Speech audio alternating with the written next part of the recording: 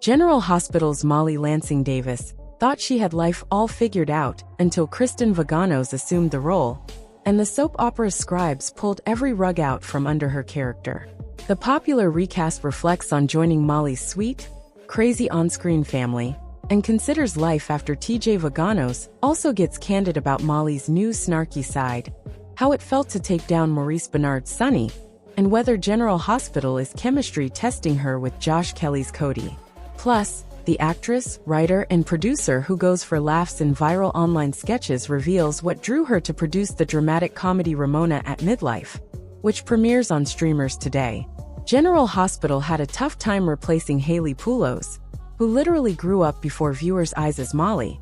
But after a few misfires, Kristen Vaganos signed on in 2023 and made the role her own. It was so tumultuous, she recounts. It seemed like there was a new recast every week, so I wanted to come in and be a solution, and I feel that's what I've done. I know soaps rely on what the fans like and don't like. I'm playing in their playground, so I'm very appreciative that people have accepted my Molly. While Vaganos is enjoying a bit of a breather right now, she hit the ground running alongside Taj Bello, Kate Monsey and Nancy Lee Grahn, who play Molly's now ex-TJ half-sister Christina, and mother, Alexis, and has stayed right in the thick of the soapy drama. It was a lot in the beginning, and it was crazy to jump in, she admits. But I'm grateful for it in hindsight. Spending a lot of time with Molly, all the people in her life, and Taj, Nancy, and Kate was the quickest way for me to immerse myself in that character. It allowed me to figure out all Molly's dynamics, and then put my own spin on it. While Molly has always been a fighter, Vaganos has given the good girl turned ADA a new edge. I love when heavy drama and comedy come together, she explains. That's the most fun, which I think is why I've made Molly so snarky. I just love infusing humor into what's innately dark. Molly's also matured, and she's a tough gal, right? She's no nonsense and like, I can do everything and fix everything, and I'm always right.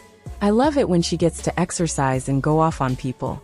While she loves a good on-screen tussle, Vaganos admits her heart sank when she read that script for the scene above, which saw Molly led into Maurice Benard's Sonny for being a violent thug and a terrible father to Christina. I was so scared, going up against the heavy hitter, she shares. But the funny thing is that scene was written so that I win. He's a small little scared man who barely talks back, so it was kind of awesome. I hope to do a scene with him where we're really going at each other. But our first toe-to-toe was an easy win for me. The person who's kept Molly on her toes since Vaganos joined has been Christina, who failed her character at almost every step of her surrogacy storyline and ultimately lost their baby after she fell out Ava's window. It's been really fun to work with Kate, especially on the heavier scenes, because we have each other's backs, Vaganos says. We quickly developed a true sister relationship, where we're yelling at each other in the green room about borrowing each other's clothes and being silly, and we know we can trust each other. That makes it easy to just go there, and then we'll break laughing at the end of it. With her love of dramedy, Vaganos concedes she appreciates the Quartermain's sassy character moments, but she'd never trade the Q mayhem for life as a Davis girl. It's such a sweet, crazy female empowerment dynamic, she raves of Alexis Brood. Nancy's insane and I love her. Working with Kelly Monaco, who played Sam, was great while I got to. I was also so happy the show brought Rick Hurst back as Rick, she adds. I call him Papa when I text him. Like with Kate and Nancy, the connection was instant. We've all seamlessly slipped into these relationships, which I think shows on camera, and we all love each other. Since Vaganos has taken on the role, Molly has not only lost 2 babies via surrogate and big sister Sam to murder, but she's lost TJ, the domestic partner she's loved since she was 14 years old. It's crazy, but how interesting is it going to be to see these 2 characters who've been together forever have to navigate not having each other? She considers. Now they're both single again, which they've never really experienced as adults. What's that gonna look like? While neither of them is on the prowl quite yet, General Hospital does seem to be testing out the chemistry between Molly and a few local bucks, including Cody. There's definitely an exploration going on there. Vaganos hedges. They're polar opposites. Molly's so laced up and high-strung and Cody's this fun, reckless, goofy guy. There's something innately interesting in that, so we'll see what happens there. As much fun as she's having playing Molly's drama in Port Charles, this NYU Tisch School of the Arts grad also enjoys doing improv with the famed Upright Citizens Brigade, and is often recognized for her viral comedy sketches with Content Machine, Imagni and other collaborators. She's also a producer celebrating the release of her second film, Ramona at Midlife, a female-driven dramedy about a one-time best-selling writer, who's now a single mom, working at a vet's office. Ramona's in her 40s and grappling with life, not looking exactly how she thought it would. Sets up Vaganos. When another filmmaker ends up writing this movie entirely based on her life, down to her first name, and having stolen bits from her writing, she has to decide whether to confront him, and in doing so she has to reclaim her own narrative.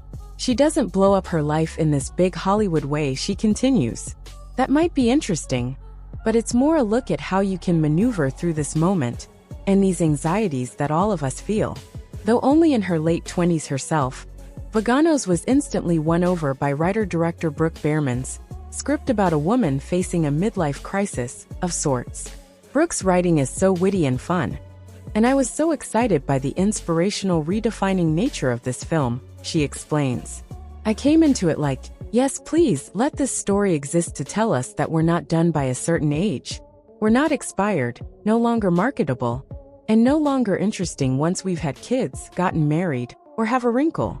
If this soap beauty who's also taken the lead in thrillers like I Am Lisa has her say, she'll be telling stories long past that point. My happiest place is acting in something that I believe in, and had a hand in bringing to production, shares Vaganos, who makes cameos in Ramona, and the film Bobcat Moretti starring Vivica A. Fox, but spent most of her time on both films working behind the scenes and learning the ropes. Now if I read a book, see a script, or have an idea that I think deserves to be made, I have the vision, the resources, and the skill set to actually get that through development, she says. I'm excited about being able to champion and executive produce projects I feel passionate about moving forward. While Vaganos is thrilled to invite General Hospital fans to rent and watch Ramona at Midlife on Amazon and other streaming services, she also reveals there's some silly good fun coming for Molly and Cody in Port Charles this week. After a run in this Thursday, Friday will give them and audiences a break from the heavy drama that's followed them this year. The scenes we shot felt like we were on a sitcom, which you don't get on this show that often.